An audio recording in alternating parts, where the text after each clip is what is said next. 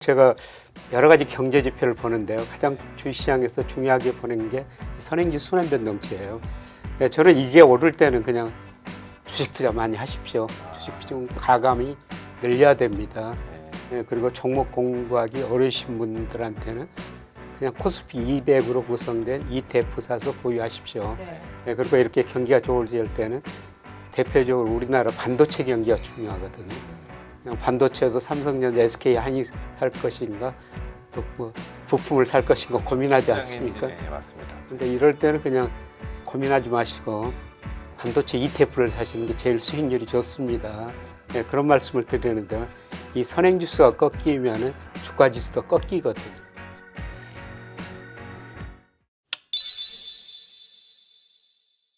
이번 주만 해도 코스피의 변동성이 굉장히 극심하게 나타나고 있는데요. 어제는 10%나 급락이 있었고요. 오늘은 또 대반등이 3분의 1 정도 나왔습니다. 예. 지금까지 시장 흐름 좀 어떻게 보고 계십니까? 예, 변동성이 말씀드린 대로 너무 큰 것 같아요. 오늘 그 후배들하고 점심 먹으면서 하는 이야기가 어제 우리 코스피가 10%가량 하락한 거 보고 무슨 저 전쟁이 일어난 줄 알았다. 그런 거 극단적인 이야기까지도 하는데요. 네. 예, 그렇게 변동성이 굉장히 심합니다. 그거는 그만큼 불확실성이 좀 시장이 더 높아졌다 그런 의미도 되는 것 같아요. 가장 중요한 거는 미국에서 또 AI 거품 논쟁이 일어나고 있고요. 그 다음에 통화 정책도 불확실해졌죠. 연준의 통화 정책. 연준의 통화 정책. 그리고 우리 통화 정책도 뭐 금리를 올릴 것이다. 네, 뭐 내년까지 한 4번 인상 정도까지가 반영이 되고 있는 것 같더라고요. 근데 차차 말씀드리겠습니다만은 제가 보는 가장 중요한 측면은 경기 논쟁일 것 같아요. 경기요? 지금까지는 경기가 아주 좋았죠. 네. 선행지수 오르고. 그런데 앞으로 경기가 둔화될 수도 있다. 그런 측면에서 증시 불확실성이 좀 더 커진 것 같습니다.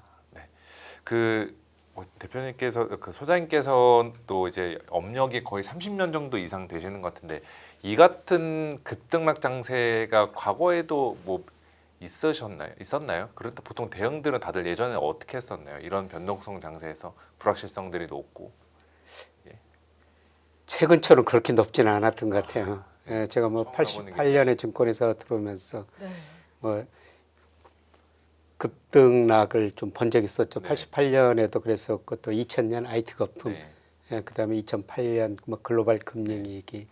그래도 일간 변동폭으로는 이렇게 그냥 자주 급등락한 적은 없었던 것 같습니다. 네, 근데 앞으로 하반기에도 이런 변동성들 계속 이어질 것으로 보세요, 그러면요? 예, 저도 하반기에도 계속 그 변동성이 이어질 거로 보고 있는데요. 그건 앞서 말씀드렸습니다만은 뭐 지금까지는 경기가 다 좋아진다. 반도체 수출 좋다, 전체 수출 좋다, 우리 경제 성장 올라간다. 이런 인식이 일반적이었는데요. 하반기에는 이제 경기가 둔화될 수 있다. 이런 거 시각이 나올 거라 보고 있거든요. 그러면서 오히려 그 변동성이 더 확대될 가능성이 있고요. 지금보다 더 확대가 된다고요? 예. 와, 네. 그 경기 말씀하시는 거는 국내 경기뿐만이 아니라 미국 경기도 둔화에 대한 좀 리스크가 하반기로 갈수록 높아진다 이렇게 보고 계시는 거세요? 예, 그렇습니다. 사실 우선 그 국내 경기 미리서 좀 말씀을 드려보면요. 제가 주가를 볼 때 우리 국가 데이터체에서 발표하는 선행지수 순환변동치라는 걸 보거든요. 이게 그 2022년 4월이 저점이었었어요. 2023년 4월 지금 올 4월까지 발표됐으니까 뭐 3년 좋아진 거죠. 네, 맞습니다. 그래서 선행지수가 올라오고 경기 좋아지고 실제로 수출도 좋아지고 소비도 증가했거든요. 물론 그 제 예측입니다만은 이게 하반기부터는 좀 낮아져요. 그래서 이런 측면에서 저는 경기 논쟁이 앞으로 좀 있을 거로 보고 있습니다. 사실 제가 뭐 여러 가지 경제 지표를 보는데요. 가장 주식시장에서 중요하게 보는 게 선행지수 순환 변동치예요. 저는 이게 오를 때는 그냥 주식 투자 많이 하십시오. 주식 비중 가감히 늘려야 됩니다. 그리고 종목 공부하기 어려우신 분들한테는 그냥 코스피 200으로 구성된 ETF 사서 보유하십시오. 그리고 이렇게 경기가 좋을 때는 대표적으로 우리나라 반도체 경기가 중요하거든요. 그냥 반도체도 삼성전자, SK 한이 살 것인가 또 뭐 부품을 살 것인가 고민하지 않습니까? 네, 맞습니다. 근데 이럴 때는 그냥 고민하지 마시고 반도체 ETF를 사시는 게 제일 수익률이 좋습니다. 예, 그런 말씀을 드리는데요. 이 선행지수가 꺾이면은 주가지수도 꺾이거든요. 예, 그렇게 될 때는 예, 전혀 그 다른 모양이 나타날 수가 있죠. 그래서 네, 그래서 저 궤적을 주가가 같이 따라간다라고 보고 계시는 거예요. 같은 방향으로 움직이죠. 코스피가. 예, 그래서 이거는 물론 그 제 예측치입니다만은 이게 가장 중요한 지표일 것 같아요. 저것도 월간으로 나오는 데이터죠. 저게 순환 변동치. 예, 이게 그 월간으로 나오는데요. 좀 늦게 발표합니다. 예, 통계청에서 매월 말에 지난달 걸 발표했거든요. 네네. 예, 지금 4월 끝까지 발표 안 됐어요. 그래서 다음 주 화요일이 또 30일이죠. 네네. 화요일 이게 또 5월께 발표되거든요. 아마 5월까지는 올랐을 거예요. 그렇죠. 예. 수출도 좋았고 그랬으니까. 네. 근데 이게 제가 예상하면 하반기 꺾이게 나오는데요. 이게 꺾이는 게 확인되려면은 몇 달 지나야 돼요. 늦게 발표되기 때문에. 그러니까 우리나라 수출 지표에서 사실 반도체가 굉장히 많은 부분을 차지하고 있는데 계속해서 나오는 월간 데이터를 보면 좋게 해석이 되거든요, 교수님. 예, 예. 네, 그런데도 불구하고 선행 지수가 이렇게 꺾였다는 거는 저희가 수출을 좀 걱정해야 되는 부분이 있는 겁니까? 예, 저도 반도체 수출 규모 자체는 증가하지만요. 네. 증가율은 둔화되는 추세가 이미 나타나고 있거든요. 예, 그래서 이 그림 보시면은 제가 우리 반도체 수출하고 삼성전자 주가하고 아주 작은 변동은 제거해버리고 큰 추세만 구한 겁니다. 뭐 장기적으로 보면 반도체 수출 증가하고 삼성전자 주가 계속 올랐죠. 네. 이런 의미에서 뭐 삼성전자 주가 중간에 조정이 있습니다. 네. 그렇지만 이렇게 장기적으로 보유하면 되거든요. 네. 예, 그런데 문제는 사이클이 있다는 것입니다. 예, 그래서 제가 이 추세를 가지고 전년 동월 대비 증가율을 구해봤더니요. 뭐 일정한 사이클이 있네요, 확실히. 예, 그렇죠. 이게 5월부터 꺾이고 있어요, 증가율이. 네. 그래서 이게 이쯤 올라갔을 때 2000년 IT 거품 때 예, 그때 삼성전자가 이쯤 올라가지고 꺾였거든요. 물론 그 수준 자체는 올라갑니다. 근데 증가율은 꺾이고 있다는 거고요. 이게 이제 전년 동월 대비고 이 전월 대비는 완전히 꺾이는 모습이 분명하게 나타나죠. 저거 보니까 그 확실히 주가가 가장 빨리 반영을 한다고 순환지수 꺾이기 전 주가가 먼저 꺾이네요. 이게 보면은 이거 예. 이번에 저 증가율이 이제 상승률이 꺾인다는 겁니다. 네. 이게 추세거든요. 단기 변동이 아니라. 예, 그래서 이런 거로 보면은 반도체도 삼성전자 주가도 사이클이 있다는 겁니다. 물론 이 증가율이기 때문에 이 증가율이 마이너스로 가야지 삼성전자 주가가 떨어지거든요. 마이너스로 가기까지 좀 더 시간이 걸릴 텐데요. 중요한 거는 사이클이 있고 삼성전자 상승률이나 그다음에 반도체 수출 증가율도 이제 둔화되기 시작했다는 겁니다. 아마 6월 데이터가 7월 1일 발표되는데요. 뭐 6월 데이터 보면은 이 꺾이는 모습이 더 분명하게 아마 나타났을 겁니다. 아 그러면은 이렇게 저 반도체 수출이 꺾인다라는 거는 전 세계 이제 경기도 별로 안 좋아진다라고 해석을 해볼 수가 있는데 혹시 그럼 다른 시각에서 지금 달러 원 환율이 1,550원 막 이렇게 넘나들고 있는데 그것도 이러한 좀 경기 둔화에 대한 우려들이 환율 외환 시장에 먼저 반영이 되고 있는 건가요, 이게? 환율은 네. 제가 보기에는 지나치게 원하는 저평가된 것 같아요. 아, 예, 사실 최근에 그 달러 인덱스가 약간 네. 오르고 있지만은 저는 장기적으로 하락이라고 보고 있고요. 네. 예, 그다음에 우리 환율에 영향을 주는 이하나 가치 네, 상승하고 있죠. 엔화는 좀 약세예요. 네. 예, 그다음에 한미 금리 차가 축소됐고요. 우리나라 실질 금리가 미국 실질 금리보다도 높아져 버렸어요. 네. 왜냐하면 우리 물가상이 미국보다 낮기 때문에요. 네. 경상수지 대폭 흑자가 나고 있죠. 예, 그런데 외국인이 주식 정말 많이 팔고 있죠. 올해 들어서 코스피 시장 오늘까지 보니까 얼마나 판 겁니까, 이게? 와. 147조 정도 팔았더라고요. 순매도. 네. 예, 그러니까 이게 외국인들이 판 거는 일부 우리 시장에도 놔둘 수가 있지만 또 일부는 가지고 갔을 거거든요. 네. 예, 그래서 지금 외국인이 이렇게 팔다 보니까 달러가 빠져나가면서 우리 환율은 제가 축을 거꾸로 그려놨습니다만은 이것 때문에 저평가된 것 같아요. 근데 제가 보기에는 주가가 이제 저는 서서히 이거 조정 국면에 접어들어 보고 있는데요. 뭐 조정 국면에 들어서면 외국인들이 덜 팔 거예요. 네. 그동안 많이 팔아놨고 그 우리 주가가 조정 보이면은 뭐 리밸런싱이라고 하는 거 그것도 많이 할 필요가 없거든요. 예, 그래서 오히려 저는 저 주가가 조정을 보이면은 환율은 떨어진다, 원화 가치는 오를 것이다. 예, 그렇게 지금 보고 있습니다. 돌파하니까 외국인들도. 예, 그렇습니다. 알겠습니다. 소장님께서 지금 가장 주목하고 계신 혹시 시장의 변수는 어떤 겁니까? 가장 중요한 게 제가 말씀드린 게 아까 말씀드린 선행지수예요. 예, 경기가 가장 중요하죠. 네. 뭐 경기가 좋을 때 주가가 오르고 경기가 나쁘면 주가 떨어지죠. 예, 그래서 제가 선행지수가 하반기에 좀 둔화될 것이다 이런 말씀을 드렸습니다만은 예, 그게 진짜 둔화되는지 좀 봐야 돼요. 물론 아까 그림은 제 예측치고요. 예, 그런데 그 둔화될 조짐이 나타나고 있는 게 한국은행에서 실험적 통계라고 해가지고요.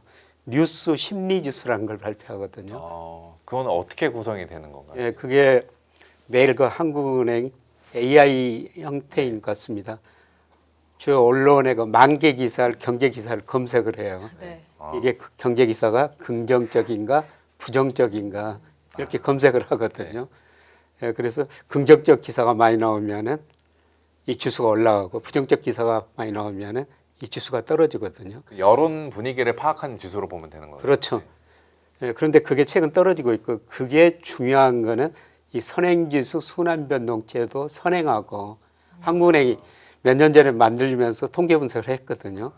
그다음에 코스피 전년 동월 대비 상승률 변동률에도 선행한다. 예, 그런데 그게 꺾이고 있어요. 예, 그리고 선행지에서 장단기 금리차가 들어갑니다만은 장단기 금리차도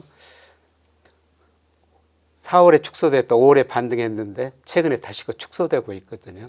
이게 그 선행지수 하락을 저는 의미한다고 보고 있고요. 예, 그다음에 아주 저 단기적으로는 예, 저는 요새 미국의 AI 기업들 네. 뭐 투자를 많이 하고 있는데 뭐 이익 못 낸다 AI 거품 이야기 나오고 있거든요. 예, 그래서 이거는 그 일별 데이터인데요. 신용 스프레드라는 게 있어요. 이게 하이힐드하고 국채 이것만 보시면 아마 될 것 같습니다. 그래서 하이힐드하고 국채 수익률 차이가 확대되면은 신용 리스크가 커지고 위기가 온다는 겁니다. 근데 지금은 굉장히 낮은 수준에서 안정되고 있어요. 근데 이게 세인트 루이스 연방에 들어가면은 일별로 하루 늦게 발표하거든요. 근데 우리 투자자들이라면 지금은 이런 지표를 좀 보시는 게 좋을 것 같아요. 이게 올라가면은 신용 리스크가 커진다는 겁니다. 이게 어떻게 주가로 보면은 지금 바닥을 잡은 상태이고 올라갈 여력이 더 많다라고. 예, 보시면 거의 제가 보기에는 네. 뭐 이 그림에서도 보지만 최근에 거의 저점이거든요. 여기서 더 떨어지기보다는 이제 올라갈 가능성이 더 높다고 보고 있어요. 네. 알겠습니다. 네. 그리고 네. 그 경기 말고도 저희가 또 뭐 수출 꺾이는 거 말고도 또 변수로 봐야 되는 것 중 하나가 새롭게 이제 그 바뀌게 되는 연준의 통화 정책. 예. 6월 FOMC 이후부터는 시장에서도 좀 연준에 대해서 긴장도 하고 있고 또 여러 가지 다 의견들이 교환이 되고 있는데 이 6월 FOMC에서 핵심이 금리 동결보다는 다른 것들이 있다. 그 향후에 뭐 정책 변화 같은 것들이 더 중요하다. 이런 식의 평가들이 많은데 예. 그 소장님께서는 좀 어떻게 보고 계십니까? 케빈 오시 연준 의장이 파월 연준 의장하고 통화 정책이 완전히 네. 달라진 것 같아요. 이번에 보셨겠지만 FOMC 성명서도 굉장히 짧아지고 맞습니다. 포워드 가이던스 안 하겠다. 네. 예, 그리고 오시는 이번에 점도표도 안 찍었다는 거 아닙니까? 예, 그게 필요 없다는 것이죠. 예, 그런데 가장 그 중요한 게 오시 연준 의장이 저는 세 가지 싸움을 해야 된다고 보고 있거든요. 첫 번째는 미국 정부 트럼프 대통령하고 싸워야 된다고 보고 있어요. 트럼프 대통령은 지금 속으로 금리 인하를 계속 요구하고 있을 겁니다. 왜냐하면은 미중 연방정부 부채가 많다 보니까 국채를 많이 발행했는데요. 미 GDP 대비 이자 부담이 3.1%나 됩니다. 역사상 최고치예요. 근데 여기서 금리가 더 오르면은 연방정부는 쓸 돈도 없고 이자를 더 많이 내야 되기 때문에 국채를 발행할 수밖에 없죠. 그래서 미국의 금리가 높을 수밖에 없는데요. 근데 연준의 가장 중요한 목적이 물가 안정 아닙니까? 네, 맞습니다. 물가는 높아요. 그래서 아마 캐비너시 연준 의장이 트럼프 대통령을 어떻게 설득시키냐. 예, 그다음에 가장 중요한 게 시장이라고 보고 있어요. 예, 그동안 그 페드 푸시라고 그러죠. 네. 2008년 금융위기, 2020년 코로나 때 뭐 경제 완화 퍼지고 자산가격 폭락하니까 소위 양적 완화를 통해 가지고 엄청난 돈을 풀었지 않습니까? 예, 그런데 오시 연준 의장은 그 양적 완화에 대해서는 굉장히 부정적이에요. 네. 그건 해서는 안 된다. 아주 특별한 비상상 외에는 해서는 안 된다. 예. 근데 시장은 그거에 익숙해졌거든요. 그렇죠. 뭔가 위기 나올 때마다 소방수 역할을 연준이 몇 번 해주다 보니까 이번 추후에 위기 왔을 때 또 그거를 기대할 거 아니에요. 기대하는데 아마 오시 체제에서는 그 가능성이 좀 낮아질 것 같습니다. 연준 내에도 이번에는 전원이 그 금리 동결 의견 일치를 봤습니다만은 또 앞으로 제가 우리나라 선행지수 떨어진다고 말씀드렸습니다만은 OECD G20 선행지수도 하반기로 제가 보면 하락하게 나오거든요. 아마 미국 선행지수도 하락하게 될 겁니다. 예, 그러면은 미국도 소비 중심으로 경제가 둔화되고 연준 위원들 차이에도 의견 차이가 굉장히 클 것 같아요. 네. 네. 이런 것들을 어떻게 조율을 하느냐. 참 케빈 오시 연준 의장이 어려울 때 등장해가지고 네. 어려운 일을 하게 되겠구나. 예, 그런 생각이 듭니다. 예, 이런 측면에서 보면은 연준의 통화 정책에 대해서 시장의 불확실성은 더 커진 것 같아요. 하반기 때도 그런 불확실성들 계속 또 안고 가야 되고 예. 변동성도 높아지고 여러모로 만만치가 않겠네요. 이번에 하반기는. 예. 근데 가장 중요한 거는 뭐 저는 늘 말씀드린 경기라고 보고 있습니다. 미국 경제도 지금 2% 이상 견조한 성장을 보이고 있습니다만은 예, 미국에서 최근에 가장 제가 관심 있게 보는 거는 실질 임금이 마이너스로 돌아섰거든요. 아, 임금 상승률보다 소비자 물가 상승률이 더 높아졌어요. 네. 예, 그러다 보니까 가게 입장에서는 구매력이 그렇게 축소가 되는 거죠. 그렇네요. 예, 그래서 현재까지는 소비가 괜찮게 되고 있습니다만은 아마 3분기 후반, 4분기 가면서 소비 증가세가 많이 둔화될 것 같아요. 예, 그렇게 되면 기업 매출, 이익 둔화되고 예, 기업들도 고용을 줄일 수밖에 없고 그래서 연준의 입장에서는 물가는 지금 이번에 그 PCE 발표되는데 헤드라인은 4%가 좀 넘을 것 같거든요. 예. 물론 그 이후로 최근에 유가가 떨어지고 있습니다만 아마 4분기 가서는 상승률이 좀 둔화될 텐데요. 여전히 물가는 높고 예, 고용은 나빠지고 아마 연준 위원들 사이에도 의견 차이가 굉장히 클 것 같습니다. 시장의 불확실성이 예, 그만큼 커지고 있다는 겁니다. 그러면 교수님의 전망대로라면은 연말에 연준이 금리 인상을 할 요인이 그렇게 없겠네요. 저는 못할 거라고 보고 있는데요. 예, 그런데 그 페드워치 시장에서는 뭐 한 번, 두 번 한 이렇게 번, 두 번 올릴 거로 보고 있는데 예, 저는 올리기 힘들 거로 보고 있습니다. 예, 그리고 뭐 아이비들도 견해가 전부 다른데 네. 뭐 대체로 전부 동결이더라고요. 네. 아이비들 전만 보면은 올린다고 전망하는 데는 한 군데도 없습니다. 예, 그런데 뭐 최근에 또 어떻게 견해가 바뀌어지고 있는지 모르겠습니다만 시티 같은 데는 한 2차례 정도 인하할 것이다. 예, 그런 아주 소수 견해도 있거든요. 뭐 제 견해도 인상은 못한다. 예, 그러나 4분기 가서 고용이 나빠지면은 뭐 한 차례 정도 인하할 수도 있다. 근데 금리 인하는 거 주식시장에 분명히 호재일 수가 있지만은 다른 측면에서 금리 인하는 그만큼 경제 성장률이 낮아진다. 예, 그런 부정적인 측면도 있거든요. 네. 그래서 과거 보면은 S&P 500하고 기준금리는 상관관계가 정의 상관관계가 있어요. 금리 올릴 때 미국 증시 올라가고 그렇죠. 내릴 때 그때 경기가 내려가고. 좋았으니까요. 네. 알겠습니다. 그 교수님 소장님께서는 하반기에 갈수록 경기가 우리도 그렇고 미국도 그렇고 좀 둔화될 것이다라는 관점을 유지하시는 거잖아요. 네. 근데 유럽도 그렇고 일본도 그렇고 기준금리를 인상했고 네. 우리도 조만간 올릴 것 같습니다. 예. 미국이 금리를 올리게 된다면 시장에 큰 파장이 있을 수도 있겠네요. 그런데 그런 가능성 좀 예, 낮다라고. 미국은 낮지만요. 네.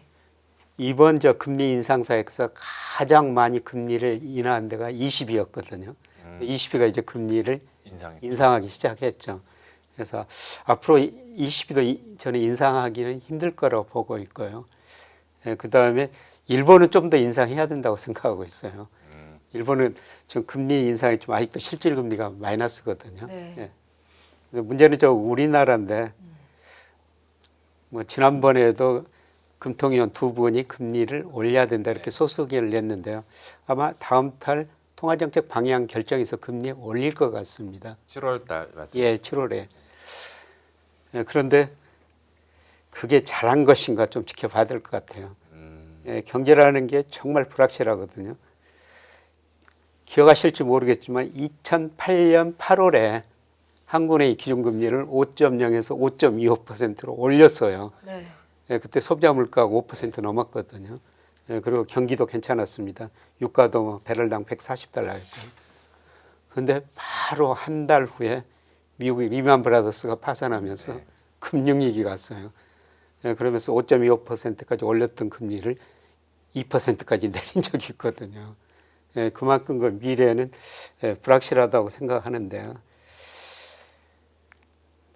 한국은행 그 통화정책은 시차를 두고 제가 분석해 보니까 3분기, 4분기 정도 시차를 두고 경제에 영향을 미치거든요. 네네. 그러니까 9개월, 12개월 내다보고 금리를 올리고 내려야 한다는 겁니다. 예, 그런데 9개월, 12개월 금리 올리는 건 힘들고요. 예, 그리고 한국은행이 지난 5월에 뭐 경제 전망을 수정해서 발표했습니다. 네. 3월보다 전체적으로 올랐는데요. 그렇죠. 근데 분기별 전망치를 보니까 1분기에 전분기 대비 1.7%였죠. 예, 그런데 2분기 0.2, 3분기는 0.0%로 3분기는 그 상고하저 경로네요. 네. 예, 4분기는 약간 올라간다고 하고 있습니다만은 우리 경제 성장도 그렇게 둔화되고 있다는 겁니다. 예, 그래서 역시 저 한국은행도 물가 때문에 금리를 인상할 수밖에 없는데요. 또 경기 때문에 고민을 많이 해야 될 것 같습니다. 일단은 7월은 인상하겠지만 그 이유는 예. 진짜 지켜봐야 되지 않을 수 있는 거네요. 예. 네. 알겠습니다. 그 어제 저희 증시가 이렇게 10%나 급락했던 이유를 AI 거품론을 앞서서 말씀을 하셨는데 빅테크 기업들이 지금 채권 발행을 지속적으로 늘려가면서 자금 조달을 하고 있잖아요. 네. 이게 좀 우려스러운 부분일까요? 저는 좀 우려스럽다고 보고 있어요. 이거는 뭐 저 하나증권 자료 오늘 나온 자료인데요. 네. 미국 빅테크의 기업 순위가 그 자본 지출 사이인데 이게 많이 축소되고 있거든요. 어떤 일부 기업들은 순이익보다 자본 지출이 더 많아요. 저게 그거죠. 그러니까 돈 버는 것보다 투자를 비용을 많이 지켜내는 예. 거. 그리고 저는 이 그래프 보면서 정말 일부 기업들은요, 매출액의 거의 100% 정도를 자본 지출하고 있어요. 저게 오라클이네요. 저게. 예. 이렇게 많은 투자를 해가지고 네. 과연 그 이익을 낼 것인가? 현재까지는 괜찮은데요. 이게 평균 보니까 30%를 넘어서고 있더라고요. 미국 빅테크 기업들이 매출액의 30% 이상을 자본 지출하고 있다는 겁니다. 근데 현재까지는 이익이 났는데요. 과연 이만큼 투자했는데 앞으로 이 투자한 만큼 이익이 날 것인가? 예, 지금 그런 것들이 시장에서 서서히 의심하기 시작했거든요. 네. 예, 그래서 뭐 이것을 부족한 자금을 조달하기 위해서 과거에는 은행에서 자금을 조달 많이 했는데 지금 은행에서 돈 안 빌려주거든요. 그러다 보니까 사모신용, 특히 회사채 발행을 통해 가지고 자금을 많이 조달하고 있는데요. 예, 저는 문제가 발생할 거라고 보고 있습니다. 아까 그 문제가 이제 어디서 나타났냐면은 이 신용 스프레드에서 나타나리라고 보고 있어요. 저 데이터는 거의 일간으로 나오는 거니까 예. 시청자분들께서도 추적하기에는 용이하겠네요. 추적. 예, 세인트루이스 연방은행 들어가시면요, 이 데이터를 보실 수가 있습니다. 거기서 데이터를 받으실 수도 있고요. 그림도 그려 주거든요. 네네. 근데 단지 하루 늦게 발표된다는 겁니다. 그래도 월간 단위로 확인하는 것보다는 예, 아주 좋은 확인하는 게 자료입니다. 훨씬 예, 나은 예. 것 같습니다. 네. 예, 그래서 미국 기업들이 이렇게 투자를 많이 하고 있는데 이 의심이 저는 이 데이터에 나타나리라고 보고 있습니다. 미국의 빅테크 기업들의 자금 조달 우려는 또 국내 반도체 기업으로 바로 연결이 될 것 같은데 반도체 투자 전략에 대한 의견을 좀 듣고 싶고요. 지금 너무나 쏠려 있는 반도체 쪽 말고 소장님께서 혹시 보고 계시는 다른 섹터 좀 기대할 만한 곳이 있는지 의견 듣고 싶습니다. 반도체 주가 더 오르라고 보고 있습니다. 예, 그런데 아까 말씀드린 것처럼 이제 상승폭은 둔화되고 있다. 반도체 투자할 때 좀 기대 수익률을 나처럼. 낮추시는 게 좋을 네. 것 같다. 예, 그리고 최근에 저 미국 주가가 조정을 보이고 있지만은 생명공학 관련 주식들 네. 쉽게 말씀드려서 바이오 제약주들이죠. 예, 그것들은 꾸준히 오르고 있더라고요. 안정적으로 오르고 있어요. 변동성도 그 ETF 지수라 그러는지 그렇게 크지는 않고요. 이쪽에 좀 관심을 가지셔야 되고요. 예, 그 다음에 여기서 제가 재밌게 보는 게 우리 코스닥 지수예요. 예, 과거에 보면은 코스피하고 코스닥하고 거의 같은 방향으로 움직였거든요. 네. 예, 그런데 올해는 상관계수가 거의 없어져 버렸어요. 아예 따로 따로 가고 있다라고 말씀하시는 거죠. 예. 근데 중요한 거는 코스닥 지수가 상관관계 분석을 해보니까 코스피한테 18일 정도 선행하거든요. 코스닥이 떨어졌다는 것은 18일 후에 오늘 코스닥이 올랐다는 것은 18일 후에 코스피가 오를 확률이 높다는 거고요. 네. 예, 그런데 이번 주에 제가 우리 주식시장이 상당히 좀 불안하겠구나. 네. 예, 코스닥이 18일 전부터 급락을 했었거든요. 6월 초부터. 예. 예, 그래서 그렇게도 볼 수가 있군요. 예. 네. 과거에는 두 개의 지수가 거의 같은 방향으로 움직였고요. 네. 예, 그런데 우리가 코스닥 무시해서는 안 될 것 같습니다. 코스닥이 오히려 우리 개인 투자 심리나 우리 경제 상황을 현재 경제 상황을 더 잘 나타낼 수가 있거든요. 사실 우리 경제 보면은 반도체만 잘 되고 있고 네. 예, 다른 거는 그렇게 좋지 않거든요. 예, 그게 코스닥 지수가 반영을 하는 것 같아요. 예, 그래서 코스닥 지수가 2007년 2008년 위기가 왔습니다. 그때도 코스닥 지수가 먼저 떨어지고 그 다음에 코스피도 떨어졌었어요. 예, 그런데 최근에도 코스닥이 먼저 떨어지고 그 선행 관계가 있거든요. 예, 그래서 코스닥 지수를 좀 단기 투자하시는 분들이라면 좀 관심 있게 그러니까 어제 산 거하고 오늘 산 거하고 어제 판 거하고 오늘 판 거하고 정말 큰 차이가 있거든요. 이렇게 변동성이 심할 때는. 그렇습니다. 네, 그래서 코스닥 지수가 선행성을 보면서 코스피 매매도 한번 생각해 보시는 게 좋을 것 같습니다.